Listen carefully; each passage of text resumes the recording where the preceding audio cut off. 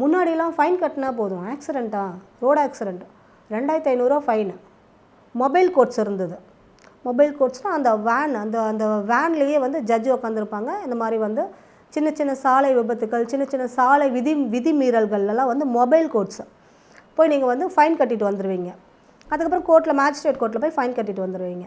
ஆனால் இந்த மாதிரி இந்த 279லேயும் 337 338லேயும் இல்லை அவர் இறந்தே போயிட்டார்னா 304Aலையும் உங்கள் பேரில் வழக்கு பதிவுகள் செஞ்சுட்டாங்கன்னா இந்த வழக்கை நீங்கள் ஏற்றுக்கிட்டிங்கன்னா அதுக்கான தண்டனையை ஏற்றுக்கிறதுக்கும் நீங்கள் தயாராக இருக்கணுங்கிறத நீங்கள் புரிஞ்சுக்கணும்.